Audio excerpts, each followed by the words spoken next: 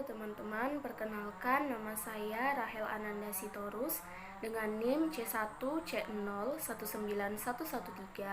Saya dari kelas R13 Akuntansi angkatan 2019 Fakultas Ekonomi dan Bisnis Universitas Jambi. Video ini saya buat guna memenuhi tugas mata kuliah Akuntansi Manajemen lanjutan saya yang diampu oleh Bapak Juliusman SE MSI AK. Nah, di video saya kali ini saya akan membahas materi mengenai sistem pengendalian strategik terintegrasi. Nah, yang pertama yaitu strategi map. Peta strategi merupakan bentuk gambar dari strategi perusahaan. Dengan menggunakan strategi map bisa dilihat dengan jelas keterkaitan antara visi misi organisasi dengan Key Performance Indicator atau KPI. Strategi map dibuat dengan menghubungkan strategis objektif organisasi secara eksplisit dengan masing-masing KPI yang dikelompokkan dalam keempat perspektif balance scorecard. Selanjutnya yaitu balance scorecard.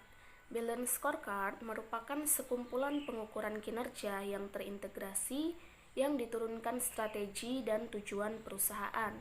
Dalam balance scorecard, pengukuran kinerja tidak lagi hanya dilihat dari tolak ukur yang bersifat finansial, namun juga memasukkan tolak ukur yang bersifat non-keuangan. Pengukuran kinerja perusahaan dengan mempergunakan konsep balance scorecard akan dibagi menjadi 4 perspektif, yaitu yang pertama perspektif keuangan.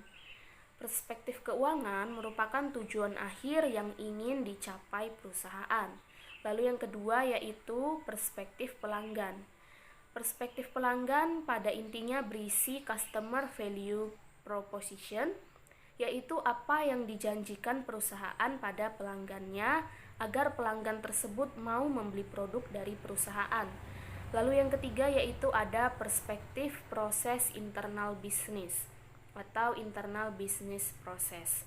Tujuan strategik atau strategic objective yang terdapat pada perspektif internal bisnis dibuat untuk mendukung tercapainya customer value proposition yang terdapat pada perspektif pelanggan. Lalu yang keempat yaitu ada perspektif pembelajaran dan pertumbuhan. Perspektif ini mengukur kesiapan sumber daya yang dimiliki oleh perusahaan dalam menjalankan kegiatan-kegiatan yang merupakan tujuan strategik dalam perspektif internal bisnis. Nah, kita akan membahas lebih lanjut mengenai perspektif keuangan.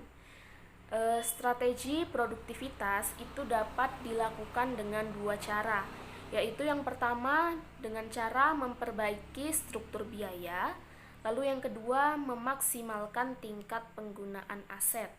Sedangkan strategi yang dapat dipakai untuk meningkatkan pertumbuhan perusahaan yaitu ada 2 juga.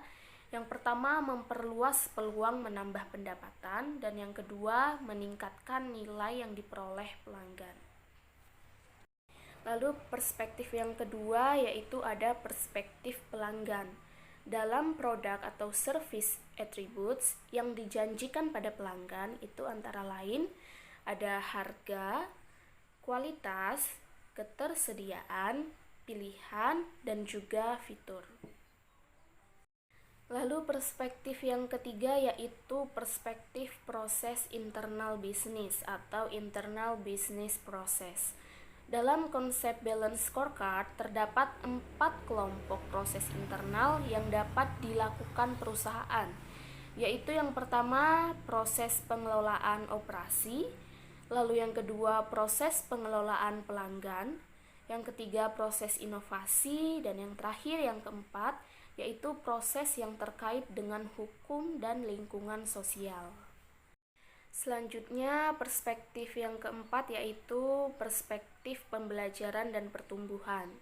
Terdapat 5 komponen untuk mengukur kesiapan organisasi tersebut, yaitu yang pertama ada kepemimpinan, lalu yang kedua kesadaran, yang ketiga keselarasan, yang keempat budaya, dan yang terakhir yaitu sharing pengetahuan dan kerjasama tim.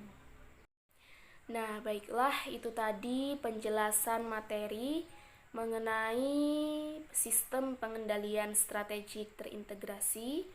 Apabila terdapat salah-salah kata atau penyampaian yang kurang berkenan, mohon dimaafkan.